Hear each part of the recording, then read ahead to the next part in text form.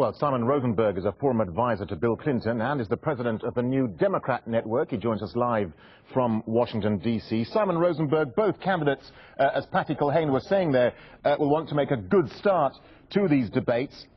In your assessment, how critical is the first one, and could it ultimately affect who wins the White House? Well, the first one is always the most important, but we are going to have 4 debates in the next 3 weeks, and then there's just 2 weeks left after that. We're getting to the end of this very long presidential campaign, and I think the pressure is really on Mitt Romney. I mean, he's not ahead in this race. Barack Obama's got a 3 or 4 point lead now, based on when you average most of the polls together. He's got to do a couple things. He's got to present himself as an acceptable alternative. He's got to show that he's likable, and he's got to continue to draw the contrast with President Obama without seeming mean or angry. If he can do those things, then he could start to change the dynamic in the race. But I think really the stakes are much higher for Mitt Romney tomorrow night. Yeah, I mean, the perception is that Obama is weak on the economy, yet the polls have him slightly ahead with Romney, as you say, in all sorts of trouble. So just talk to us a bit more about the tactics you think both men will take to make an impression tomorrow night. Well, I think, both of them are going to want to appear strong and as strong leaders and in command of the issues, not get rattled, not make mistakes, as you said earlier, Darren. But they also need to win the argument. This first debate is about the economy mostly. It's going to be about domestic issues in the United States, but mostly about the economy.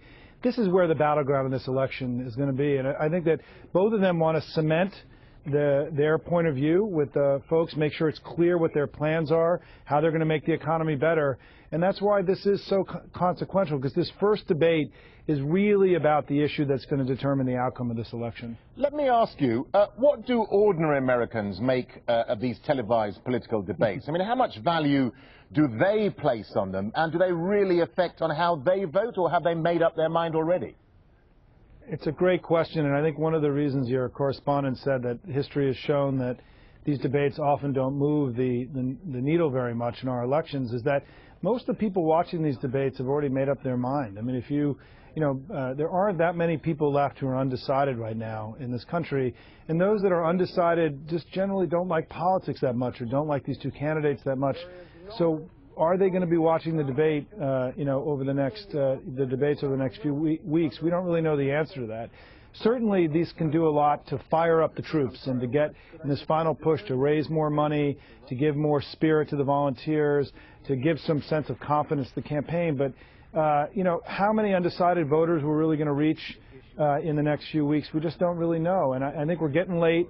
People know a lot about these two guys. They've been around a while, and things are starting to settle down for President Obama. That's why if Mitt Romney doesn't fundamentally change the dynamic in the race in the next couple of weeks, I think President Obama is on his way to victory. Let me get a final quick thought from you, Simon. I mean, looking forward to the next set of debates after this one, some observers say Romney could take advantage of recent foreign policy failures, like the lack of security in Libya that led to the death of the U.S. ambassador. Do you think Romney can score political points from this at all? I hear a lot of commentators in the U.S. say that foreign policy isn't going to matter in this election. I don't agree. I mean, America's made extraordinary investments overseas. Many of them have not turned out the way the American people would like. I think they see this as grave and serious issues. And I think it's important that in the United States, given our role in the world, and given what we're doing around the world today, that there is a robust and spirited engagement between these two candidates laying out their foreign policy vision. I think the events that have taken place in Libya are forcing that to become a more serious conversation in this domestic debate here in the U.S., which is good. It's good for the U.S. It's good for the world that we're going to have this spirited engagement. I also think it's going to force Barack Obama to make his case for why he thinks he's made the world safer than when he took over 4 years ago. I think he can make that case. I think the world is safer. I think we've seen tremendous progress, particularly in North Africa and the Middle East. But he's now got to make it. And I think that Mitt Romney is jabbing him a little bit on this Libya stuff, but he isn't really presenting a powerful alternative in my view. But that's what the debate's going to be about. But I do think it's possible that debate could get more viewership than people think, because I think people are worried about what's happening overseas right now. All right, Simon Rosenberg, good to talk to you. Thanks for talking to Al Jazeera. Sure.